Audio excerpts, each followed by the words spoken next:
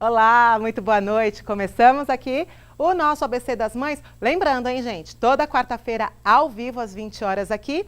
E vamos lembrar, no restante da semana estamos nas redes sociais, fanpage, Instagram, o grupo no Facebook. Lá a gente fala sobre o universo feminino, materno, dicas, descontos aqui da nossa região do ABCDM Paulista, tá? Eu espero vocês, ó, o nosso encontro é semanal aqui, mas nas redes sociais a gente fica a semana inteira e em breve tem novidade, viu, gente? Eu vou contar para vocês ainda essa semana, tem uma novidade bem bacana, vocês vão ficar ainda mais coladinhas com o ABC das Mães, vai ser bem legal. Agora, deixa eu contar para que a gente veio hoje, né? No ABC das Mães de hoje, nós vamos falar tudo sobre varizes. Você tem? Conhece alguém que tem? Ou mesmo aqueles vasinhos, né, que teimam em aparecer, oh, coisa chata. Mas hoje nós teremos a doutora Ana aqui para tirar todas as suas dúvidas sobre varizes. Então, se você tem varizes, quer saber como eliminar isso daí, essa coisa chata de varizes, fica ligadinha aqui porque já já entrevista com ela. E também quero saber, sabia que nós tivemos, eu fiz uma enquete lá no grupo, no ABC das Mães, perguntando sobre parto normal, sobre parto cesárea. E olha só que dado, gente, nós tivemos 1.300 cesáreas para 200 e poucos partos normais. E hoje, o que a gente quer trazer aqui para vocês? Nós queremos trazer informação. O ABC das Mães não é adepto a nenhum tipo de parto, nós somos adeptos à saúde. Por isso a gente está trazendo aqui informação para vocês. Nós vamos prestar informação com o Dr. Lucas, com a doula Camila, sobre saúde para vocês, os tipos de parto, esclarecer as dúvidas. E eu vou pedir para vocês mandarem aqui as suas dúvidas, suas sugestões nessa transmissão aqui do Facebook. Se você está vendo pela TV e quiser conversar comigo, entra lá no Facebook, na página da TV Mais e manda lá, tem lá o vídeo ao vivo, você coloca lá a sua perguntinha, porque o nosso médico pode responder aqui para você, tá bom? E também teremos, olha só, nos dias de hoje a grana tá curta, né? Então a gente vai dar dica para você, uma peça só de roupa, você montar 3 looks. E a dica vai ser do pessoal da TVZ, do São Bernardo Plaza Shopping, lembrando que é a única outlet aqui da região. Então fiquem ligadinhas aqui comigo, porque hoje o programa está bem bacana. E agora, antes de começar o nosso programa, eu preciso agradecer uma pessoa que embelezou aqui o nosso cenário hoje, que é a Lola Flores. Vou pedir para os meninos mostrarem aqui o nosso arranjo, olha, bem lindo da Lola. Lembrando que as seguidoras do ABC das Mães tem descontos especiais lá na Lola Flores. E, gente, uma coisa muito importante de se falar. A Lola Flores não é só arranjo, não, que vocês encontram, tá? Não são só os arranjos lindos, maravilhosos, para alegrar a vida de qualquer pessoa aí. Vocês encontram também decoração de festa. Se você vira uma mesa, entra lá na página da Lola Flores, e vê uma decoração sem flores e depois com as flores que eles montam, fica outra coisa. Às vezes, se você investir um pouco menos em peças da decoração e caprichar nas flores, você sai ganhando, sua festa vai sair linda, com aquele, sabe, quê de glamour que a gente adora. Tá bom? Então, entre em contato aí com a Lola Flores. Os contatos já apareceram aí para vocês. Avisa que segue o ABC das Mães, porque tem desconto, tá? Agora sim, vamos começar o nosso programa? Vamos falar das pernocas aí.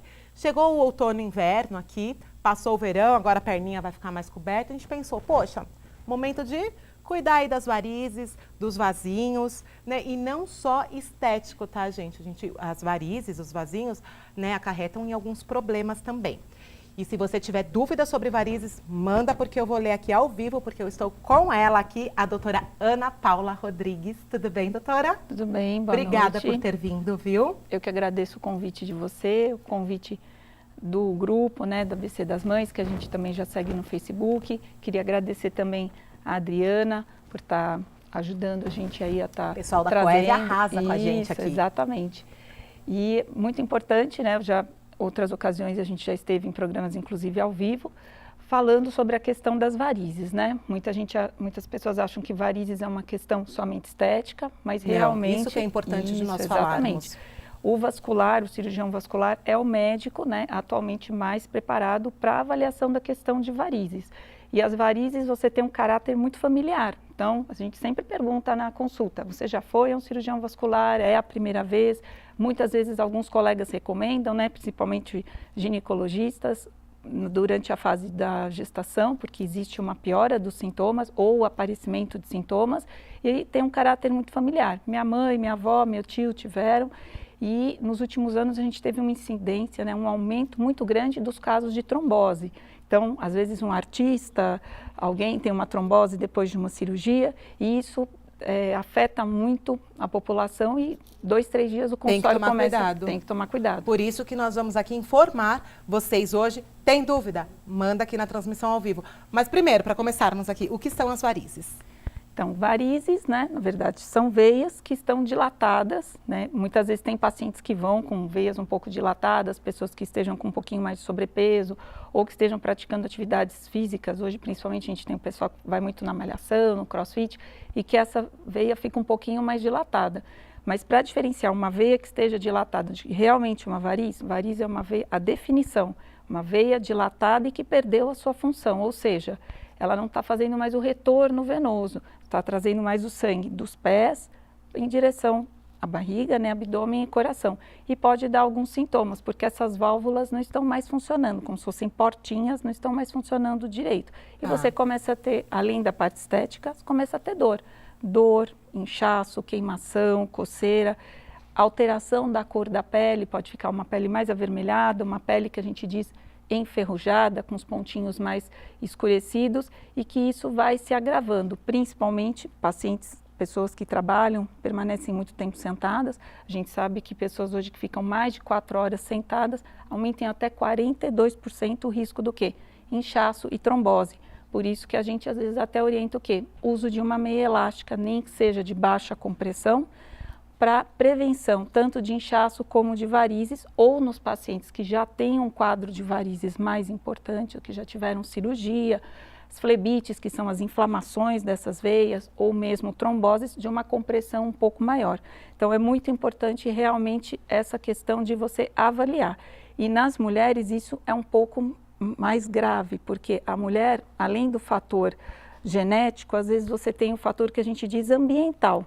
Você vem com a sua questão genética, mas o seu estilo de vida é o que vai fazer com que você tenha varizes mais cedo, mais tarde, com sintomas mais importantes ou não. Então, a gente percebe hoje que os adolescentes estão um pouco mais obesos, estão tomando anticoncepcional mais cedo, as meninas. A maioria hoje fica muito tempo sentado na escola, no computador. A prática esportiva está diminuindo, você tem aí a questão da água, a hidratação é muito importante. A gente sabe que 70% da população está desidratada.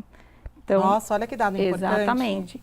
E a hidratação ela é importante para quê? Você manter um bom fluxo renal, você manter um bom fluxo cardíaco, a parte das varizes, você manter essa veia com uma boa saúde, a parte linfática, você diminui o edema linfático, então a hidratação é muito importante. Um paciente desidratado aumenta o risco tanto de trombose como também de complicações da parte cardíaca. E a gente verifica muitas vezes o que? A questão do cigarro. O cigarro combinado com anticoncepcional aumenta demais o risco de varizes. O narguilé, que também os adolescentes têm utilizado bastante. Não tem nada de natural, né? Não tem. E você tem hoje os tratamentos para fertilidade. Muitas mulheres que têm dificuldade de engravidar, né, Lucas, elas utilizam uma questão hormonal às vezes um pouco mais pesada. E isso prejudica muito o sistema vascular. Aumenta a retenção, aumenta o inchaço, aumenta a famosa celulite, que não deixa de ser um problema também vascular da questão linfática, aumenta o risco de trombose. E numa gestação, as pacientes que fizeram essas induções hormonais têm um maior risco de inchaço, desde o 3º mês, que geralmente acontece a partir da 24ª, 28ª semana, que você tem um inchaço maior, de hipertensão e de trombose. Então, sempre na consulta eu pergunto muito de como é a vida familiar, como são os hábitos de vida, esportes, o que ele já usou de medicação, se já teve algum caso de trombose na família. E a gente tem hoje as trombofilias, que são o quê? São doenças da parte genética que fazem com que o sangue do paciente, entre aspas, fique mais grosso, ou seja, mais coagulável, e aumenta o risco de trombose. E muitas vezes, o primeiro sintoma dessa trombofilia é uma trombose. É uma menina que começou a tomar anticoncepcional, é uma gestante, é uma pessoa que fez uma cirurgia mais prolongada, como uma cirurgia plástica. Então, é importante que a paciente informe se ela tem casos na família, tanto de abortamento como de trombose, para que a gente possa fazer uma avaliação adequada e evite que essa paciente tenha uma complicação. Entendi. Então, assim, e voltando aqui, as varizes, elas são as veias que perderam a sua função. Exatamente. Né? Indifere se ela é uma veia pouco aparente ou se é aquela saltada. Aí, através de um exame, a gente vai conseguir observar se ela perdeu a função, né? Exato. Você tem os famosos vasinhos, né, que a gente brinca que são as varizes bebê, são...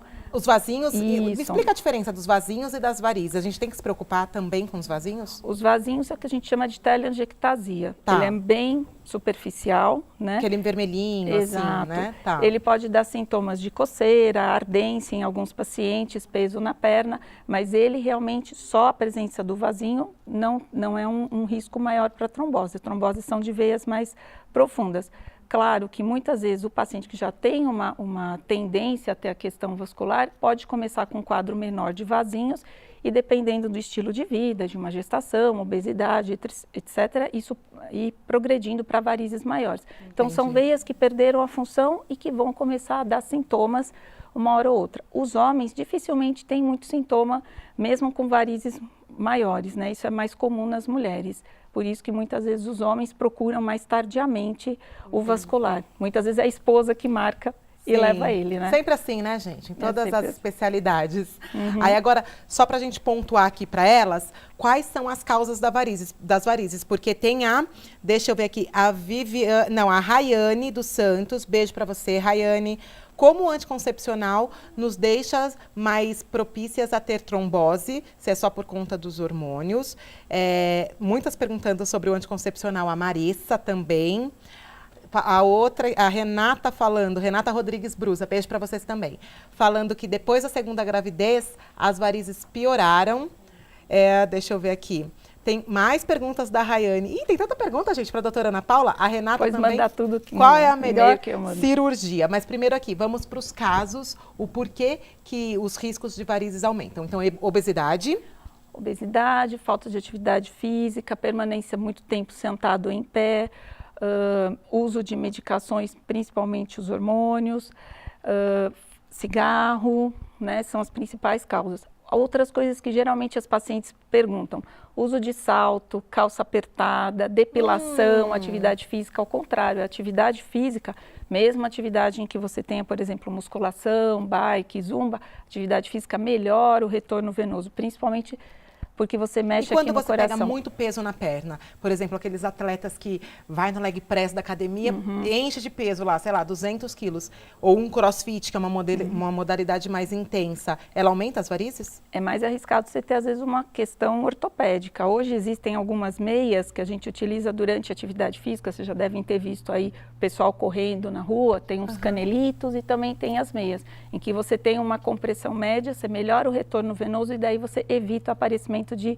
varizes e diminui também o edema muscular. Então, o risco de você fazer um edema muscular, até uma lesão muscular num outro treino no outro dia é bem menor. Então, hoje, quando faço atividade física, eu já uso as meias de compressão. É um conforto muito grande. Pacientes meus que estão em recuperação de trombose, pacientes que estão em recuperação de erisipela, aquelas elefantíases, eu oriento fazer atividade com a meia. E é muito importante a redução do inchaço da perna e a prevenção também dessas veias não ficarem tão tortuosas. Então, é recomendável sim o uso dessas meias ou desses canelitos durante a atividade física. Olha que legal. Então, as dicas aqui, vão anotando aí, viu, gente? Da doutora Ana, são as meias, a atividade física e água, muita hidratação, que foi o que você falou ali anteriormente. E muitas perguntando aqui, preocupadas, né, sobre o anticoncepcional. Todo o anticoncepcional aumenta as varizes? É o que a gente fala, né? Depois até o colega pode me ajudar. A gente fala que não existe anticoncepcional bonzinho na questão vascular. Isso eu acho que meio que um consenso dentro dos vasculares. Tanto os que têm a questão da progesterona, como do estradiol, uns dão mais inchaço, outros dão mais vasinhos, outros deixam o sangue mais viscoso, mais coagulável.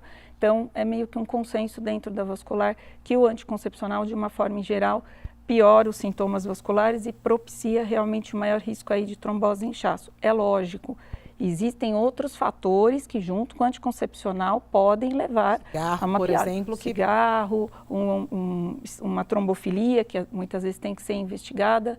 Então existem essas questões. Se você tem uma paciente que tem a necessidade de usar o anticoncepcional, quanto menor o perfil, quanto menor a quantidade de hormônio, é lógico, menor o risco anticoncepcional que as mulheres de hoje tomam em relação ao que as nossas avós tomavam, é muito diferente. E você agregar o quê? Fatores protetores, pedir para essa paciente melhorar a questão de peso, melhorar a questão de alimentação, fazer atividade física, associar uma meia. As medicações, não existe medicação preventiva da questão vascular, assim, vou tomar esse remédio, não faço todo o resto, vai me prevenir as varizes. Você pode usar os remédios, a maioria hoje é fitoterapia, isso é muito legal, tanto em forma de gel como em forma de comprimido, tem bastante coisa, né, bacana. E tem alguns que já são liberados, inclusive, em gestantes, né? A gente hoje tem remédios com uma segurança muito grande que você pode usar em gestante, remédios de fitoterapia que você pode utilizar em viagens, que previnem trombose e também previnem inchaço, tá? São protocolos americanos muito bons e a gente já tem essas medicações no Brasil e o custo da medicação não é absurda. Legal. Tá? É bem acessível, sim. E as varizes nas gestantes? Por que elas aparecem mais? Às vezes a pessoa... Aconteceu comigo. Eu nunca tive e na gestação eu percebi as veias maiores, mais dilatadas. E quando a gestante deve se preocupar e falar, opa, né, melhor eu observar isso. De uma forma em geral, a gente fala que, eu até brinco com as pacientes, né, a gente sempre conversa, fala, você quer ter filhos, vai ter filhos esse ano? Eu até falo, olha, quando você engravidar, você liga para o marido, para o ginecologista e me liga.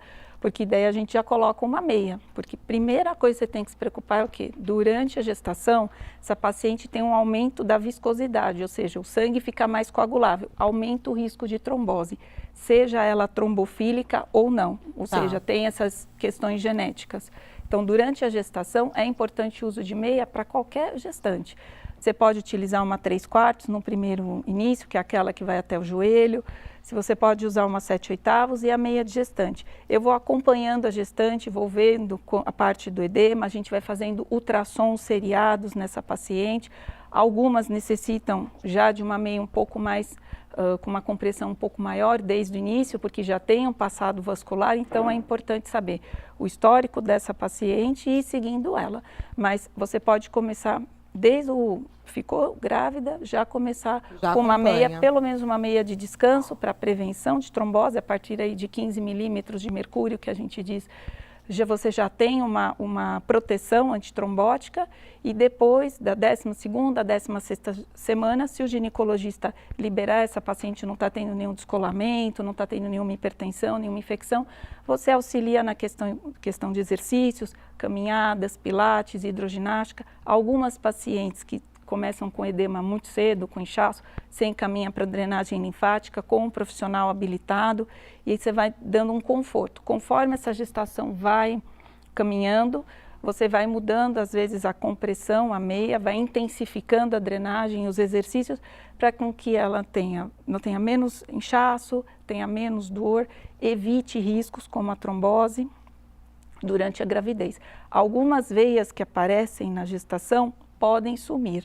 porque como você tem o peso do bebê, você tem a compressão... Faz com que elas saltem, né? Isso, você tem toda a compressão aqui da pelve, né, principalmente quando o bebê vai ficando maior, você tem a compressão das veias que ficam nessa região. E como a circulação vai do pé para o umbigo e depois para o coração, você tem um aumento de pressão aqui e você tem uma dificuldade de retorno.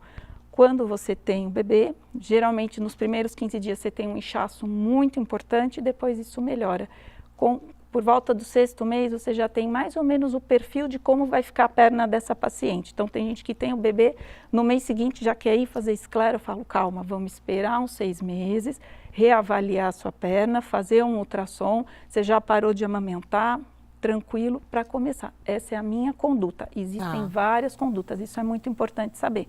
Tá certo? E a esclero é o tratamento? É a famosa, é um termo terrível que o pessoal usa, mas a famosa secagem de vasinhos, isso é um termo ruim. Escleroterapia é o tratamento dos vasinhos e que hoje você tem... É com aquela espuma, essa? Isso, você tem as medicações clássicas, né, que a gente utiliza E hoje você tem alguns, vamos dizer, alguns aparelhos, algumas coisas que você associa para dar mais conforto.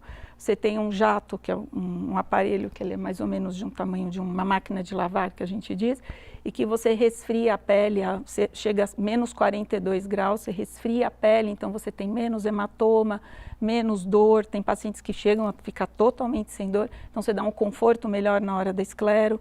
Você tem uma gama hoje muito maior de medicamentos, né, do que há 18 anos, quando eu formei. A gente tinha 1 ou 2 no mercado para cada tipo de pele. Então, uma pele morena, uma pele de um oriental. Cada um tem uma pigmentação. Você tem que tomar cuidado com a porcentagem para evitar o quê? As manchas, né? Então, escleroterapia. E o tratamento ou é escleroterapia ou cirúrgico em alguns casos, isso, né? Exatamente. Deixa eu só te fazer uma perguntinha aqui, que eu Sim. fiquei preocupada, porque a gente, quando se preocupa com os pais, né? A Viviane Rinaldi, um beijo pra você, viu, Vivi? Ela colocou, meu pai tem aquelas varizes enormes que vêm desde a virilha, bem grossas. Ele tem risco de ter trombose? Todo paciente que tem varizes, principalmente as mais calibrosas, tem risco, sim. Exato. Então fica de olho aí. Gente, o nosso tempo aqui é mega curto, eu queria tanto conversar mais.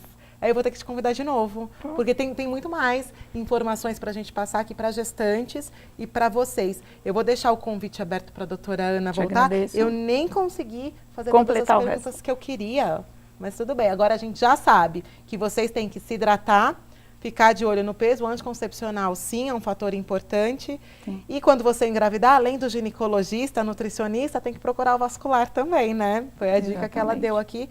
Porque na gestação pode aumentar o risco aí de tromboses, enfim. E a gente não quer que ninguém passe por isso, né, gente?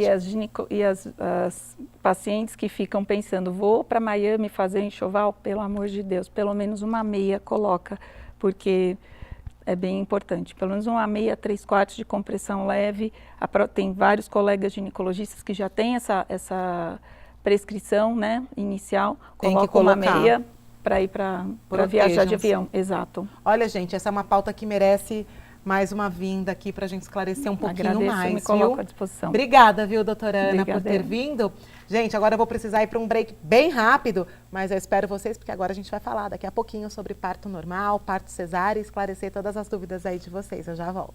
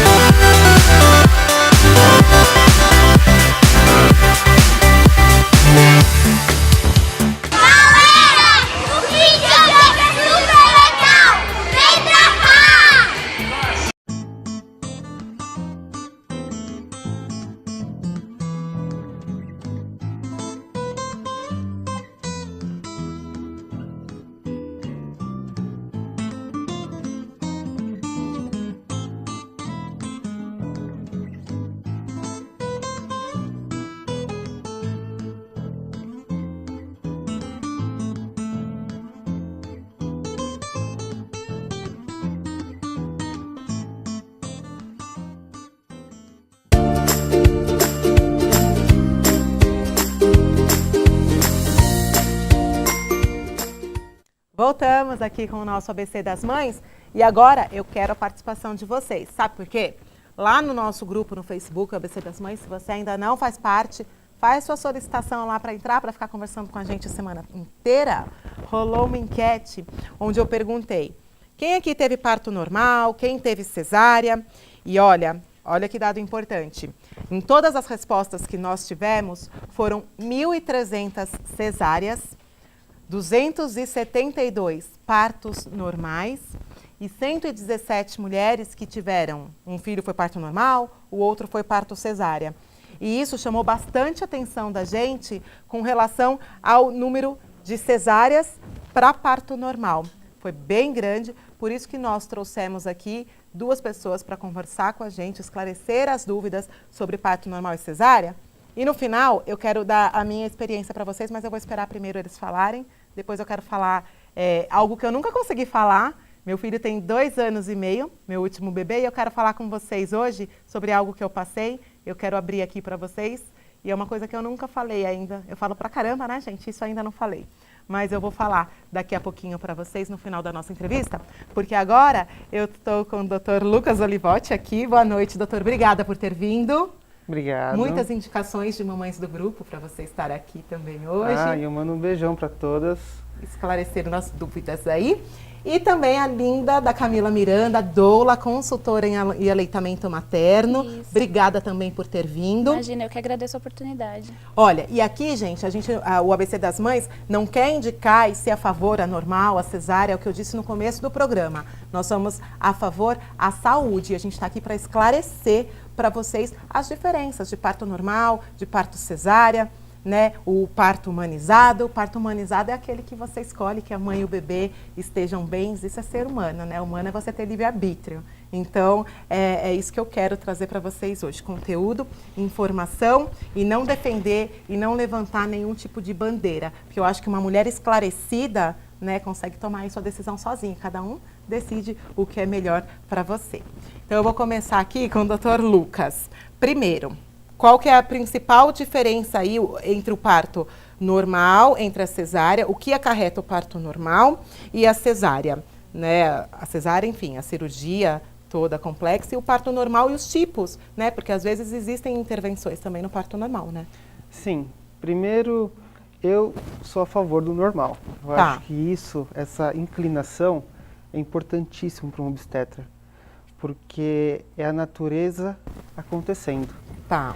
Quando uma mãezinha fica grávida, a gente, durante o pré-natal, tem que estimular, não só a ela conhecer o corpo dela melhor, orientar as mudanças que a gravidez vai provocar no corpo dela e preparar emocionalmente e fisicamente ela para esse momento tão importante, que é o parto. Portanto, não é só uma inclinação para o parto normal, é uma questão de vivência. Eu preciso fazer parto normal para eu me sentir mais obstetra, para eu me sentir mais médico e para eu poder reconhecer dentro de mim um valor. A grande diferença do normal e da cesárea é o ato cirúrgico, né? A cesariana, a gente faz um corte no abdômen, vai atravessando todas as camadas, chega no útero, rompe a bolsa e tira o bebê. O grande apelo da cesariana é para garantir o bem-estar do bebê. A gente sabe que, infelizmente, o parto normal não é perfeito. E em alguns casos, são muito poucos casos, mas em alguns casos, o parto normal pode provocar um sofrimento no feto. E nesse exato momento entra a opção do obstetra em indicar um parto cesárea. Obviamente que as indicações existem outras indicações, como por exemplo, bebês muito grandes, bebês que pesam mais de 4 quilos. Não é que é proibido fazer parto normal num caso desse, mas o obstetra que indica a cesárea direto, sem pelo menos a paciente começar a ter os sintomas do parto normal... Entrar em trabalho de parto, né, de fato. Exatamente, mas não precisa estar naquele trabalho de parto franco. Pode romper a bolsa, pode ter um pouco de sangramento. Porque o parto não é cinematográfico, né? Exatamente. A gente imagina aquela coisa toda. Pode chegar nas 40 semanas. Tá. Né? E aí sim, indicar cesariana no dia que o bebê escolher que quer nascer. Quando a gente marca uma cesárea no consultório, o obstetra fica angustiado, porque será que esse bebê quer nascer naquele dia? Você combinou com o bebê que aquele dia era o dia D para ele nascer? E esse é o grande problema de algumas internações em UTI neonatal. Às vezes o obstetra, por algum equívoco, tira o bebê um pouquinho antes, o líquido amniótico algumas vezes vai para o pulmãozinho do bebê e tem um desconforto respiratório.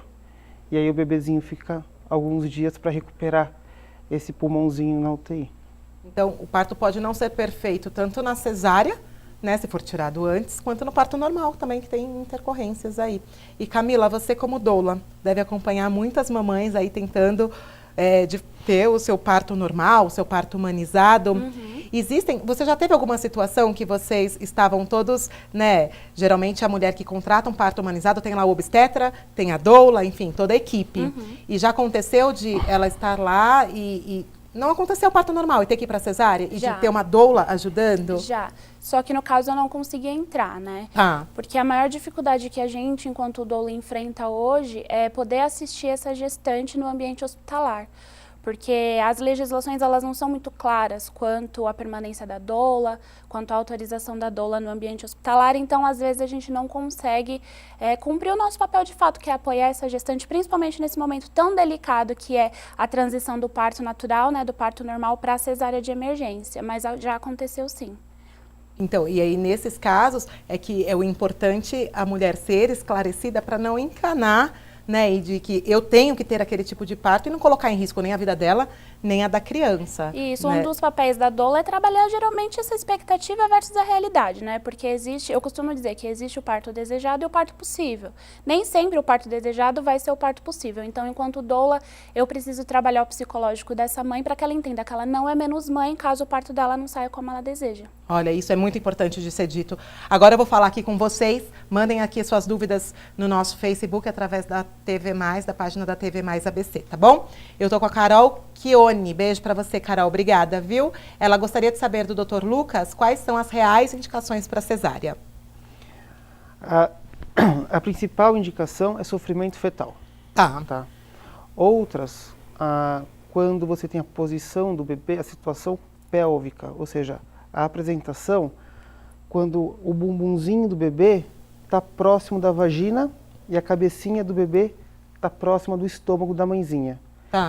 Esse tipo de parto, quando é o primeiro parto, ele é muito difícil de acontecer via vaginal.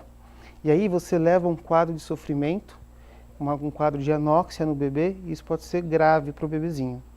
Quando você está numa segunda gestação e o primeiro parto for normal, você, dependendo do tamanho do bebê, você até pode correr um certo risco em permitir o parto vaginal, mas também não é consenso.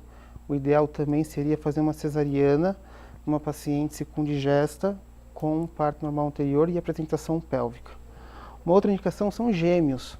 Às vezes, quando o primeiro bebezinho, que está mais próximo da vagina, também está de bumbumzinho, também o parto normal não acontece. Ou quando o primeiro bebê está de cabecinha para baixo e o segundo bebê está pélvico, também não é interessante o parto normal, e sim o parto cesariana. Quando é gravidez de trigêmeos, aí é sempre cesariana. O único caso de gêmeos que dá para fazer parto normal é quando os dois bebês estão de cabecinha para baixo.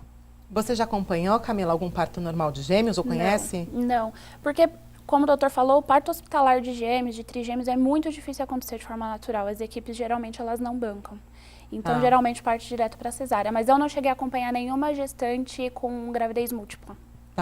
E aquela história do cordão enrolado no pescoço, enfim, o que tem de verdade nisso e não? Porque a gente ouve muitos comentários, né, enfim, da parte mais humanizada, sobre que não é contraindicação para ter parto normal. Mas quando é e quando não é? E como saber de fato, né? Às vezes uma volta lá não é, tá tranquilo, mas às vezes pode ser, né? Eu já vi alguns erros aí acontecerem. Isso é um mito. Que todo bebezinho com circular de cordão tem que ser cesárea. Isso é mito, então? Isso é um mito. Fiquem tranquilas. Se o bebê está com cordão, tranquilas. Agora, existe um quadro de sofrimento fetal durante o parto normal, que é responsável, o responsável é sim a volta do cordão, ou seja, se o cordão enrolado está firmemente, bem tenso, ele pode sim provocar um quadro de sofrimento fetal. Como que o obstetra sabe que isso é ou não é perigoso? Pela monitorização, ou seja, monitorizando a frequência cardíaca do bebê e colocando isso no cardiotoco, a monitorização fetal, a gente consegue observar as acelerações e as desacelerações. Existe um padrão que fala a favor de bem-estar e um favor de sofrimento. Uma outra situação existe uma tabela chamada partograma. O que é isso? É o registro da dilatação com a descida da cabecinha do bebê pela vagina, e isso é feito em horas. E existe um limite. Nesse partograma, dependendo do limite, do tempo que demora, a gente pode justificar que o cordãozinho do bebê está dificultando a descida pelo canal de parto. A grande discussão é qual que é o tempo, se são 4 horas, se são 6 horas, ou se enquanto a monitorização do coraçãozinho está boa, será que não vale a pena esperar mais um pouco? E aí que vem a experiência do obstetra, do quantos partos ele já fez esperando bastante, o quantos partos ele teve que fazer cesárea. E por isso que não tem uma definição específica, é muito mais da nossa habilidade de prática, quando que precisa mesmo fazer o parto ou não. Entendi. E agora, então fiquem tranquilas aí com relação ao cordão. Na verdade, ela tem que confiar no ginecologista, na doula, enfim, quem estiver acompanhando, para que haja o monitoramento na hora, né? Para que a saúde do bebê e da mãe prevaleça, né? Se estiver tudo bem, continua o parto e vai normal. Exatamente. Um outro parâmetro é o líquido. Tá. Enquanto o líquido amniótico está claro, a gente tem bastante segurança que está tudo bem. Entendi. Mas quando vem um mecônio, que é aquela história do bebê ter feito cocôzinho na barriga, a gente fica preocupado, a gente encara isso como um sofrimento também. E a preocupação eu, na minha gravidez, eu fui até quase 42 semanas. E após a 40ª semana, eram todos os dias no hospital para fazer esse acompanhamento. O cardiotoco. E esse exame que é chato pra caramba para ver o líquido. A amnioscopia. É bem complicado esse exame. É importantíssimo. Como tudo em obstetrícia, a gente tem que identificar cada paciente. Se você tem uma paciente que chega em trabalho de parto com 8 centímetros de dilatação, rompeu a bolsa e veio o mecônio, vale a pena esperar um pouco, lógico. Sabendo que o coraçãozinho está bem, vale a pena esperar um pouco para ver se aquele parto vai evoluir tranquilamente. Mas, por exemplo, uma paciente com 41 semanas, você fez a amnioscopia, está com mecônio. Será que vale a pena correr o risco de esperar mais um tempo e colocar esse bebê em sofrimento? Então tem que discutir com o paciente. Tudo tem que ser avaliado, Cada né? paciente é de um jeito. E olha que legal. E nós temos a Camila aqui, que é doula, concordando aqui com o que o doutor disse. Isso é muito legal também, que haja um consenso aí que respeite a mulher. E aí, eu quero saber, no parto normal, muito se fala que não tem que dar o pique lá, a epísio, né? Quando é necessário fazer esse corte, e se ele realmente acontece em larga escala, a gente vê muitas mulheres, a maioria aí que tiveram partos normais, tiveram esse corte. Se ele é realmente necessário ou não, de repente essa prática precisa ser melhor observada aí, porque não se deve fazer, e quando é necessário fazer de fato? A episiotomia é quando o obstetra corta a vagina da mulher em direção à nádega para aumentar o espaço para a saída da cabeça do bebê. Tá. De regra geral, ela deve ser não realizada. Ela não deve ser realizada. Por quê? Porque existe uma questão de anatomia do corpo da mulher. Ou seja, quando a mulher foi feita, desculpa o jeito de falar, Deus preparou o períneo, que é essa região entre a vagina e o ânus, para ser cortada naturalmente se houvesse necessidade. Vaginas que têm uma boa elasticidade e são bem relaxadas, essas, de regra, não precisariam fazer episiotomia, porque elas têm uma boa elasticidade e na hora que a cabeça sai, ela não vai ter uma laceração. E o grande medo nosso do obstetra é se essa laceração na saída da cabeça do bebê, chegar até o ânus e provocar uma lesão no esfíncter do ânus, que é como se fosse uma portinha mesmo, que tem que ficar fechada quando o paciente não quer evacuar. E quando quer evacuar, essa portinha abre. Se durante o parto normal, essa cabeça do bebê rasgar o períneo e também rasgar esse esfíncter, essa portinha, a paciente pode evoluir com uma laceração esfincteriana e uma incontinência fecal. Ou seja, ela não consegue segurar as fezes e aí é uma situação muito drástica, muito ruim. Apenas nesse caso... É que o médico na hora tem que... Na hora vai ver se ele tem a sensação, se ele tem o diagnóstico de que haverá laceração para o ânus, aí você deve fazer o corte fugindo do ânus, na lateral. Ah, para não acontecer essa laceração no ânus. Enfim. E agora, você falou sobre um contra aí do parto normal, é um problema que pode acontecer. Eu queria que vocês dois, com a experiência de vocês, mostrassem pra gente, pra mim, pro pessoal aí de casa, quais são os prós e os contras. Quais são as possíveis complicações que podem acontecer na cesárea, caso não, ocorra qualquer tipo de intercorrência, e no parto normal também.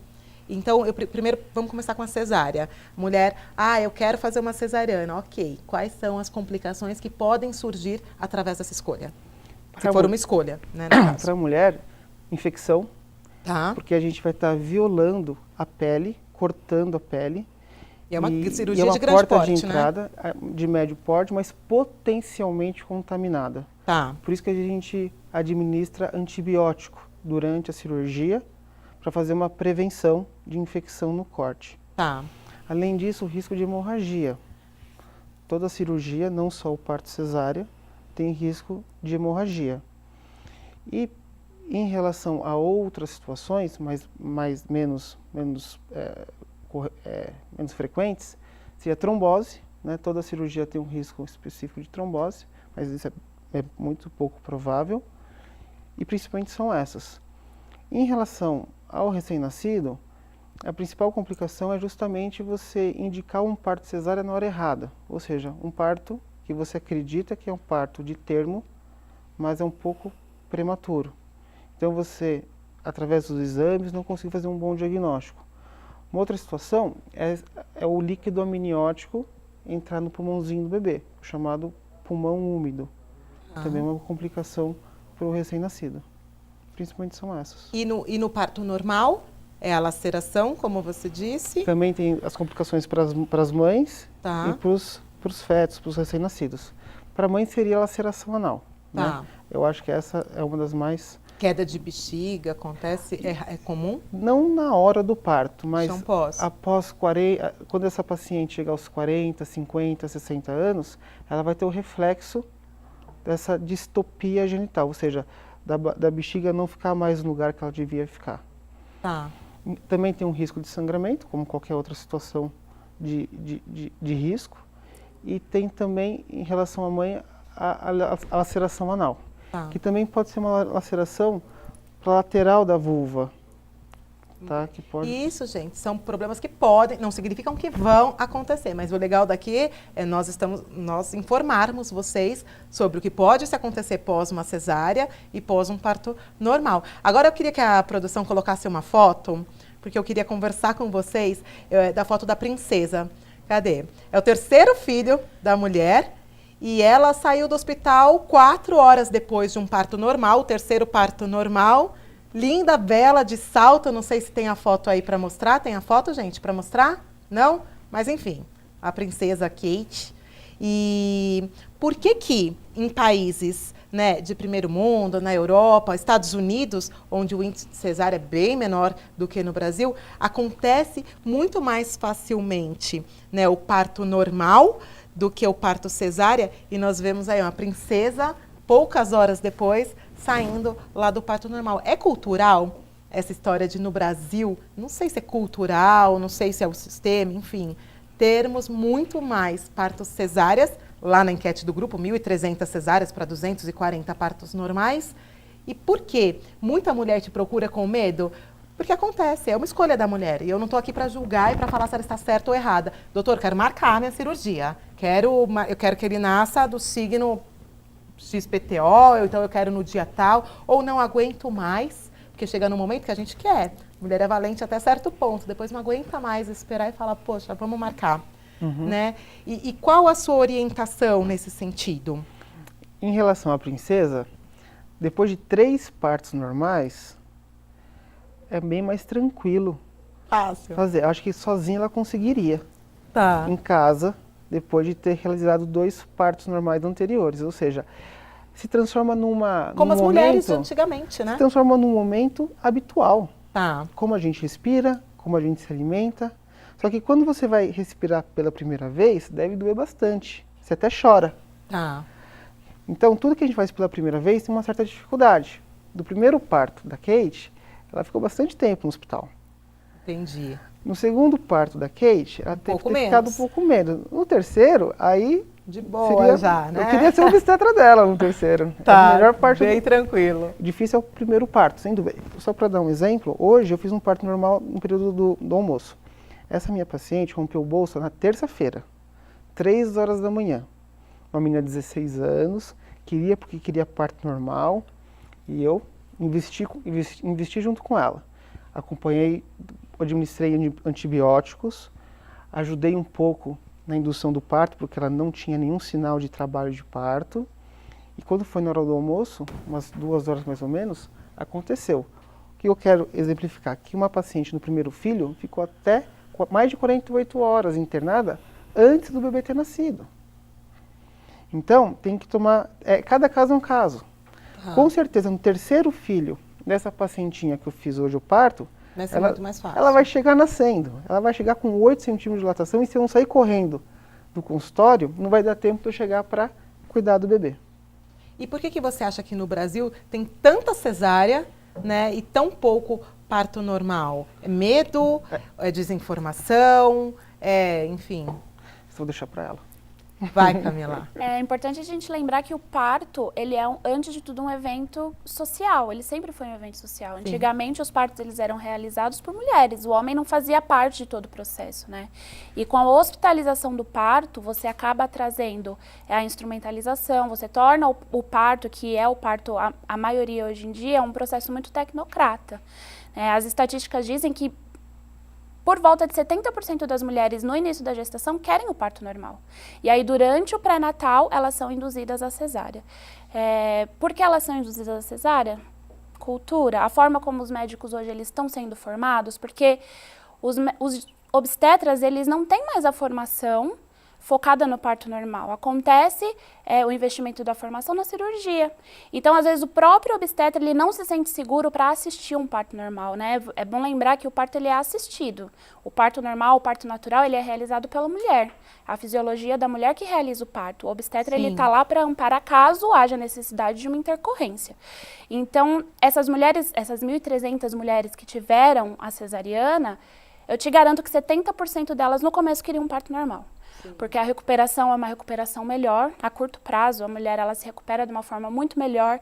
A longo prazo, isso traz para ela benefícios de vínculo com o bebê imensuráveis. E para o bebê também é sensacional que ele nasça de parto normal, porque a fisiologia para o bebê é o momento dele. É importante a passagem pelo canal. Exato, porque o primeiro sinal para início do trabalho de parto é o pulmãozinho do bebê tá pronto. Sim. Então, quando o pulmãozinho do bebê tá pronto, o doutor me corrija se eu estiver errada, mas ele libera uma substância que lá no hipotálamo da mulher inicia toda a liberação dos hormônios para o começo do trabalho de parto. Então, o parto natural, ele essencialmente é muito bom para a recuperação da mãe, para o nascimento do bebê, que é um nascimento mais sutil, porque eu costumo comparar a cesárea e o parto normal com a forma como a gente acorda. Quando você acorda mais tranquila, com o sol batendo no seu rosto, do jeito que você quer acordar, na hora que você quer acordar, você acorda. Muito mais confortável. Mais confortável, com um humor melhor, é menos dolorido, é menos sofrido. Quando o despertador toca lá 5 horas da manhã, gritando no seu ouvido, você atrasada no susto, você não começa o dia num negócio bacana. E o parto é a mesma coisa, né? Você fazer uma cesárea fora do tempo do bebê, bebê, você está acordando um bebê de uma forma completamente despreparada, às vezes ele não está pronto.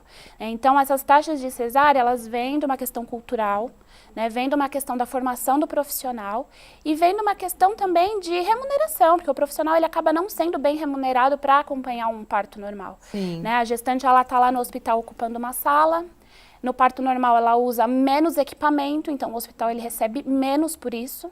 Né? E querendo ou não, o tempo é dinheiro, isso falando do particular. O SUS hoje ele tem uma perspectiva de parto natural, de parto normal melhor do que o hospital particular, por incrível que pareça. Sim, né? as casas de parto, As casas de parto, eu sou apaixonada por casa de parto. Então, por mais que as pessoas não acreditem no SUS, o SUS hoje é uma ótima opção para quem quer ter o parto normal, quer ter o parto natural. E a gestante precisa estar informada, principalmente com medicina baseada em evidências, porque a episiotomia, por exemplo, não tem nenhum estudo científico que comprove o benefício da episiotomia. Né? Se você coloca a gestante para parir numa posição vertical, não naquela posição litotômica, que é a posição ginecológica, com a perna para cima, onde você comprime o canal vaginal e fica mais difícil do bebê sair. Quando o bebê sai, ele sai lacerando, né? Tudo. Tá. De cócoras, 4 apoios, na banqueta. Com a bola que a gente vê. Quando você coloca a mulher numa posição verticalizada, a chance de laceração é menor. Então, assim, é tudo baseado no que os estudos científicos dizem a respeito disso, porque os estudos eles estão aí para isso. Né? Se a ciência, a gente tem hoje a ciência a nosso favor, a gente precisa usar a ciência a nosso favor, mas a gente precisa usar da maneira correta, né? Sim. E agora, eu queria a experiência dos dois. Você como doula, você como médico, qual o tempo, existe um tempo limite de trabalho de parto? Quanto você esperaria um trabalho de parto, Camila, com a sua paciente? Qual o seu limite que você considera, junto com a sua paciente, saudável?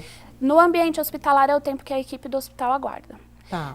Infelizmente, a doula ela não está lá para confrontar o médico, não está lá para confrontar a enfermeira, a doula ela não está lá para questionar os procedimentos, a doula está lá para assistir a gestante. Não diz a respeito do que eu quero, do que eu penso, do que a equipe quer, o que pensa a respeito dela. Mas a gente fica à mercê da equipe. Sim. Então, o tempo que a equipe consegue segurar é o tempo que a gente vai segurar. E geralmente, qual foi o seu maior limite de tempo que você ficou acompanhando, assistindo uma gestante? 18 horas. 18 horas. Uhum. E vingou no parto normal? Foi no parto normal. A gente, né, não dá pra gente tratar as gestantes todas dentro de uma caixinha e dizer, né, de limite de tempo, porque a gente tem aí as nossas margens, mas não é toda gestante que dilata 1 centímetro por hora, não é toda gestante que entra em trabalho de parto dentro de 24 horas depois de bolsa rota.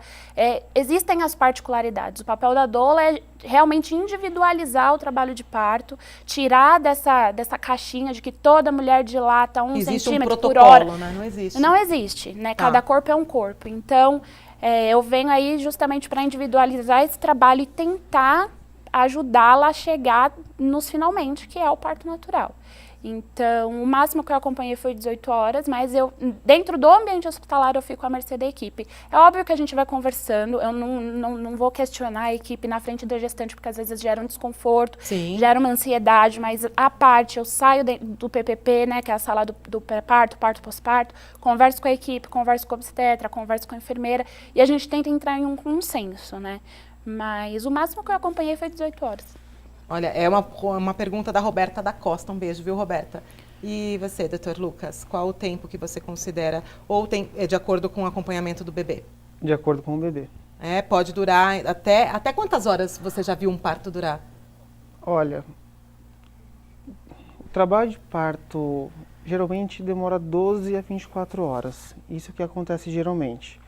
Mas não é porque você estipula um tempo com a sua gestante que você tem que seguir aquilo. Ou seja, se você combina no pré-natal, no plano de parto, vamos esperar 72 horas depois que rompeu a bolsa, e se não acontecer nada depois de 72 horas, vamos tentar induzir, esse parto já passou de 72 horas.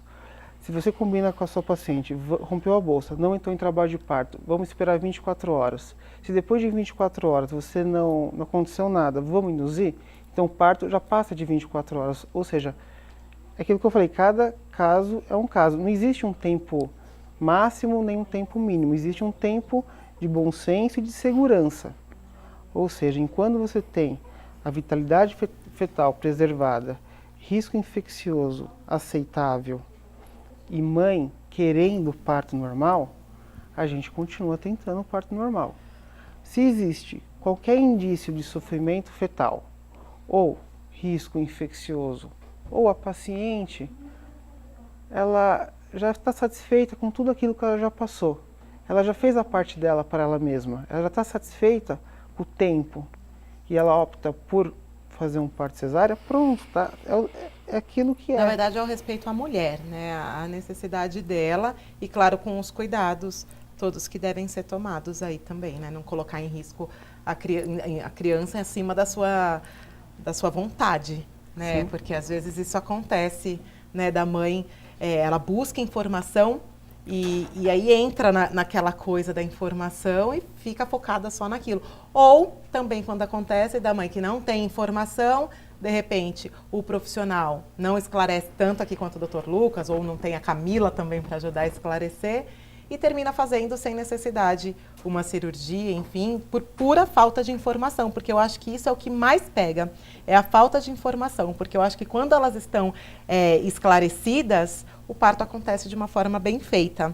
Eu vou contar aqui para vocês agora sobre os meus partos. Bom, a minha primeira filha estourou minha bolsa com 37 semanas, rompeu.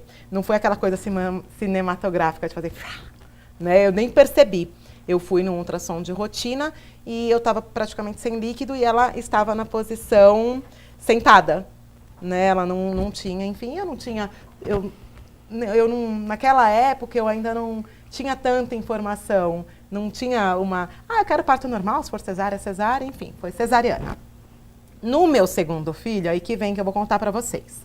Muito se fala em violência obstétrica, eu vou falar de violência psicológica, porque com a informação, com essa história de Facebook, grupos, e a mulherada fala e é muito ativa, eu entrei numa de que eu tinha que ter parto normal.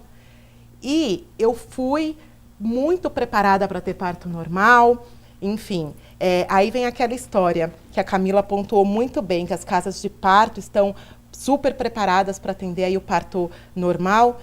Só que vem aquela outra parte, poxa, nós estamos no Brasil, pagamos tão caro no convênio, né? Por que eu não tenho o direito de ter parto normal através do meu convênio no hospital que eu escolher? E aí veio, poxa, mas o seu médico vai perder lá 16 horas com você em trabalho de parto. Eu falei, ok, não preciso do meu médico, vou com um plantonista.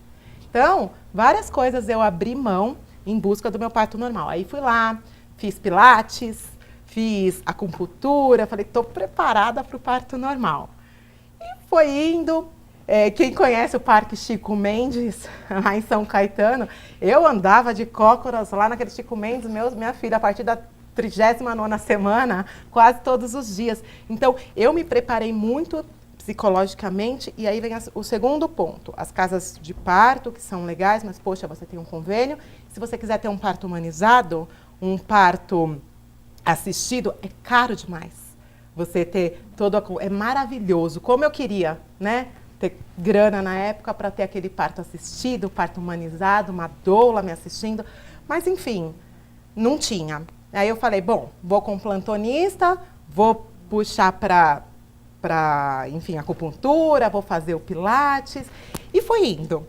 Aí fiz 40 semanas de gestação, aí já começou o pessoal, né? Porque aí não entra só o seu médico falando, não entra só a doula que você pode ter o apoio falando, entra a sua família. Né? Por isso que eu toquei na questão cultural. Minha mãe, minhas irmãs, você está ficando louca? Você está colocando em risco? E eu tinha informação, eu estava embasada. Eu falei, poxa, tem gente que vai até 42 semanas ou mais e eu vou observar. E todos os dias eu ia lá para o hospital. Inclusive, eu quero mandar um beijo para o pessoal do Promatri, não é merchan, eles não estão ganhando nada com isso, mas eu fui atendida lá pelos plantonistas de lá. Alguns super me apoiavam, as enfermeiras, eu chegava lá chorando, eu não quero marcar cesárea, eu quero um parto normal. E elas apoiavam, faziam cardiotoco, faziam aquele outro exame chato para ver o líquido, faziam tudo. Enfim, e aí eu fazendo ultrassom, vendo que no ultrassom já apontava que ele tinha mais de 4 quilos. E mesmo assim, isso não foi um impedimento e nem é. Né? Se bem observado, como o Dr. Lucas pontuou, como a Camila pontuou, não é um impedimento um bebê grande. O último bebê que nasceu, que eu acompanhei, nasceu com 4,75 kg. Olha lá, ela acompanhou um parto normal de um bebê com 4,75 kg. Nasceu antes de ontem. Olha que bacana. E aí fui indo e fomos até 41 semanas mais 4 dias. E a família, aquela pressão toda, e você fica com medo, porque o que você quer é a saúde do seu bebê, né? Eu não queria que nada acontecesse, que não houvesse nenhuma intercorrência com ele. E vem o cansaço da mulher. A gente não é Mulher Maravilha. Eu não estava mais aguentando, a gente não dorme mais, né? A partir de determinada semana. Então eu falei, bom, eu vou tentar até onde der. Aí fui, 41 semanas mais 4, não tinha nada de dilatação. O colo do útero estava fechado ainda. Aí eu falei, gente, não tá vindo, não vai. E sabe quando você perde as forças para lutar? E eu comecei a ficar com medo. E aí nesse mesmo dia eu vi um outro pai indo visitar uma mãe, que ela esperou muito tempo, o bebê teve problema, estava na UTI. Eu falei, poxa, sinal, né? Aí fui lá e falei, bom, vamos fazer a cesárea. Eu não sei se eu fiquei muito emocionalmente abalada, mas eu acho que eu entrei em trabalho de parto, porque eu comecei a sentir contrações, assim, fortíssimas. E aí a gente fica tão vulnerável, por isso que eu acho que é importante esse trabalho da doula, é importante o trabalho de um médico que acompanha a gestante, que respeite a vontade, porque na hora eu fiquei perdida. Eu já estava lá internada, eu falei, vamos fazer a cesárea. A família inteira já estava lá para ver naquela telinha, né, na sala de parto, no visor. Aí eu falei, vamos. Mas quando eu saí do meu parto, eu não conseguia falar sobre ele. Eu entrei numa depressão, o grupo já existiu, o ABC das Mães, e já tinha umas 2.000 mulheres lá, e elas acompanharam toda a minha gestação, e eu andando de cócoras no Chico Mendes, com 42 semanas quase, e elas perguntavam, e aí nasceu? E eu não conseguia falar. De tão triste que eu fiquei, que eu me senti a pior mulher do mundo por não ter conseguido um parto normal. E quanta bobagem, né? É por isso que eu quero trazer essa pauta aqui para vocês, porque isso é tanta bobagem, gente. Eu acho que o parto humanizado é o parto que te respeita. Então não entrem nessa neura de que meu parto não tem que ser assim. Tem que ser como ele tiver que ser, como for bom para o seu bebê, como for bom para você. Então eu não quero que vocês sofram o que eu sofri, o que causou em mim toda essa busca foi uma violência psicológica, porque eu não consegui curtir o meu filho nos 4, 5 primeiros dias. Eu não conseguia, eu tinha vergonha de contar para as pessoas que eu não consegui ter um parto normal na vida. E era aquela história, né? O segundo filho, e é real, né? Se você já teve uma cesárea, já é mais complicado você ter um parto normal. E aí você já tem uma segunda cesárea, eu falei, acabaram-se as minhas chances agora de ter parto normal, de passar por isso. E eu me senti muito mal como mulher, né? E eu não quero que nenhuma mulher passe por isso. Então a minha dica para vocês é, não entrem nessa neura de que eu vou ter parto normal ou eu vou ter cesárea. Deixa o bebê, deixa acontecer. É aquilo super importante que os dois falaram aqui do momento certo do bebê, de entrar em trabalho de parto. Eu sou super a favor, mas se você também não quer entrar em trabalho de parto, ai não, Cláudia, eu não quero sentir nada. Marca também, acompanha com o seu médico e faça o que seu coração... Você não é menos mãe porque você agendou uma cesárea eletiva porque você ficou com medo. Você é uma super mãe também porque você inventou uma baita de uma cirurgia. E você também não é menos mãe ou mais mãe porque teve parto normal. Você encontra, não sei se hoje com a informação, com o Facebook, com tudo, vocês devem encontrar muitas mulheres nessa situação de encarnar, de que eu quero ter esse tipo de parto, enfim, e de se sentirem menos à vontade, ou menos mulheres, ou menos confiantes por isso, né? Eu acho uma judiação. Uma salva de palma pro parto dela, né? É verdade. Hoje eu tô feliz, foi um parto que, e os meus partos cesáreas foram super tranquilos. Eu sou uma pessoa, dificilmente eu sinto dor, então foi bem tranquilo. Não é porque eu tive um trauma na minha cesárea, era porque eu queria ter essa vivência. Mas o que eu quero hoje em dia passar para vocês, e por isso que eu convidei o médico e a doula aqui, é que não encanem. Deixem o bebê vir ao mundo como tiver que ser. Se você tiver uma cesárea, ótimo, precisava ser cesárea, confia no teu médico. Se você já está lá com ele 9 meses, né? Uhum. Se você tiver um parto normal, que lindo, que maravilhoso e que legal, não vai ter problema nenhum também, né? Perfeito. É isso mesmo. Quer deixar mais um recado? Eu queria que a Camila deixasse um recado para as mamães que estão vendo, as doulas que tanto idealizam o parto normal, as mamães aí de casa que querem. A minha dica é, não fica fixa numa coisa só. Deixa a natureza agir, né? Haja com naturalidade, use e abuse da ciência também, da comodidade da cesárea, se tiver que ter, enfim. E você, qual a sua dica? A minha dica é informação, né? Busque informação. Se for possível, contrate uma doula. Se não tiver dinheiro, busque doula voluntária. Existe um grupo no Facebook de doulas voluntárias. Conta desse grupo. E lá você coloca a sua região, sua DPP, né, que hospital você quer parir. E aparecem as doulas que trabalham voluntariamente. E busque informação, acima de tudo informação. Porque uma mulher esclarecida é informação, gente, não fixação, tá? Não vai fazer igual a Cláudia, que doida, ficou lá assim, depois só eu sei o que eu passei no final. Hoje, né, eu já tirei uma boa lição disso, é o que eu quero passar para vocês, que vocês não passem o mesmo que eu passei. Hoje a gente tem a internet ao nosso favor, a gente tem os grupos no Facebook, a gente tem as rodas de conversa, muita roda de conversa gratuita para gestante, busque informação, estude, leia bastante e aí sim tome a sua decisão, né? Eu sou a favor do parto natural, do parto normal, não posso ser hipócrita de dizer que não, mas se a escolha da mulher for fazer uma cesárea, faça uma cesárea. Né? Mas faça uma cesárea... tem que ser respeitada, né? Exato. Faça uma cesárea consciente dos benefícios e dos riscos. Sim. Porque os riscos existem, eles estão aí, né? O parto natural, o parto normal, ele é maravilhoso. A cesárea não torna a mulher menos mãe, né? A cesárea, eu ouço às vezes dizerem que quem teve filho de cesárea não pariu. E, gente... Que mentira isso, né? A cesárea, ela é uma via de parto, mas isso não torna uma mulher...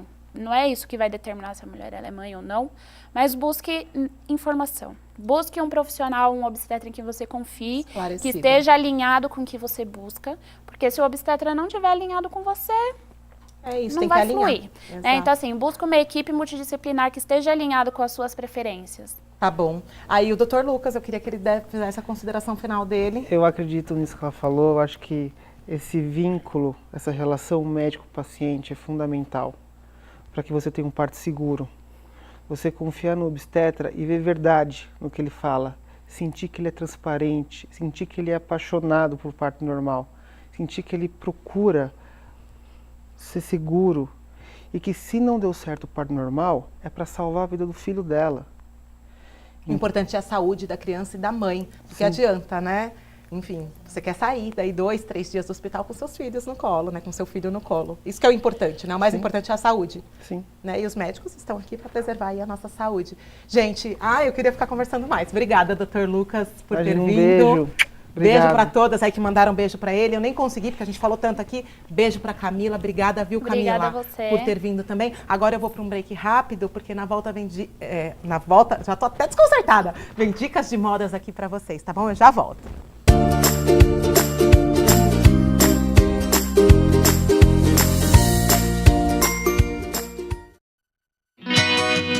Olá, aqui no Mamãe que Diz, todos os profissionais são especializados em corte e o público infantil.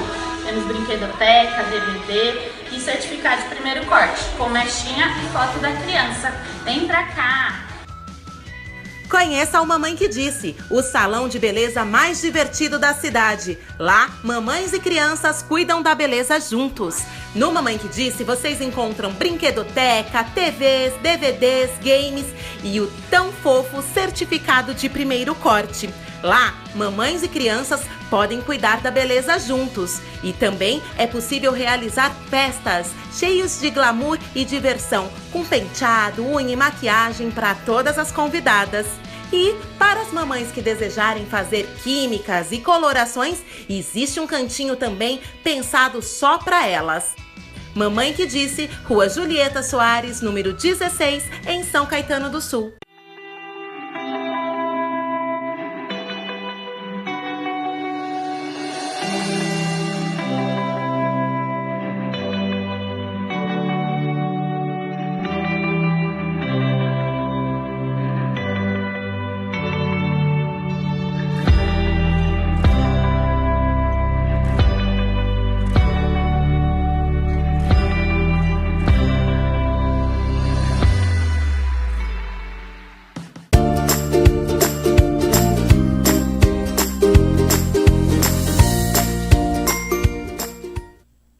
Gente, voltamos, já ultrapassamos o tempo, mas eu estou aqui com a Renata Falcão e eu não vou poder deixar de dar essa dica para vocês. Ela trouxe aqui a dica da TVZ, do São Bernardo Plaza Shopping, para nós mostrarmos para vocês que com uma peça você compõe 3 looks, não é isso, Renata? Isso, a gente compõe até mais, mas hoje a gente trouxe 3, para ter uma ideia, para situações bem diferentes. Então, a mesma peça de roupa, situações bem diferentes.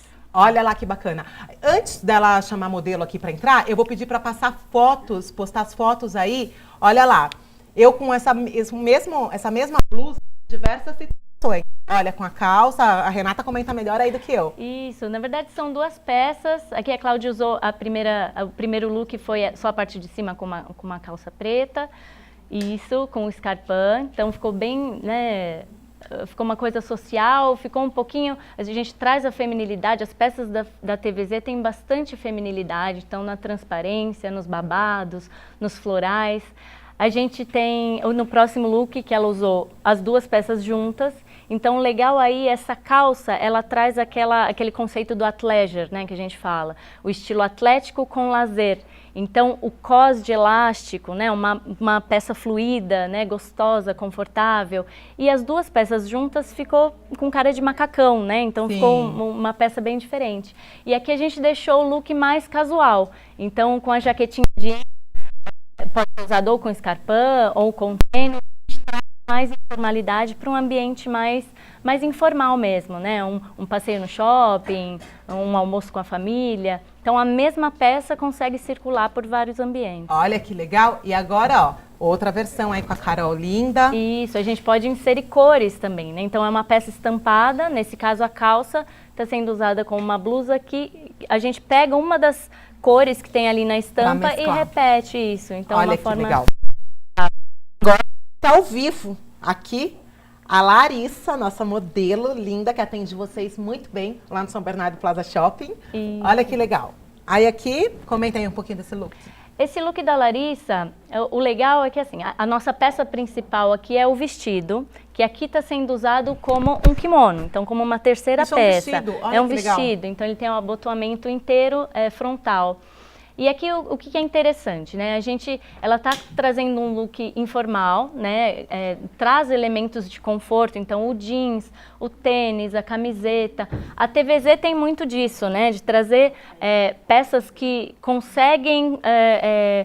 vários estilos, né, conseguem trabalhar com as peças da TVZ.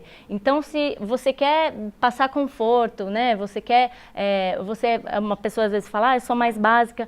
Como que você consegue trazer uma informação de moda, trazer um elemento a mais diferente? Então, o vestido usado como kimono, como terceira peça, trouxe isso.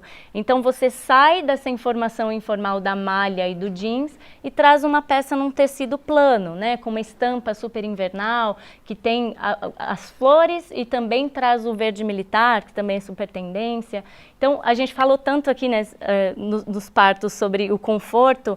Quando a gente se veste, a gente também precisa buscar conforto. Então, não só o conforto físico, mas principalmente o conforto emocional, né, da mãe.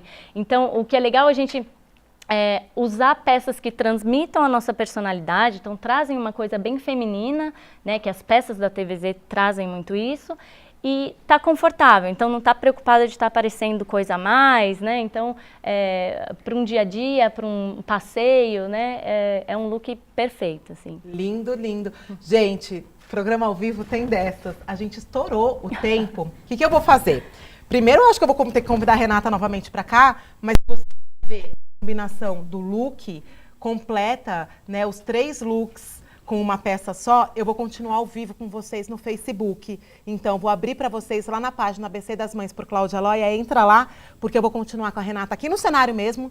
Tudo direitinho, tudo igual, mas para vocês lá na internet, tá? Continua comigo porque a gente vai passar informação de moda para vocês. Quero mandar um beijo para todo mundo que assistiu hoje. Um beijo pro pessoal da TVZ. Dá para eu levantar só para mostrar o look rapidinho? Ó lá, esse look aqui, ó, gente, é da TVZ também. Essa saia do Outlet, viu? Tá com um preço bem bacana. A blusa linda também, maravilhosa. Agradecer a audiência de todas vocês. Cenário, Sala Bela. E semana que vem tem muito mais. Agora corre lá pro ABC das Mães por Cláudia Loia na nossa fanpage que a gente continua com a dica de moda. Até mais.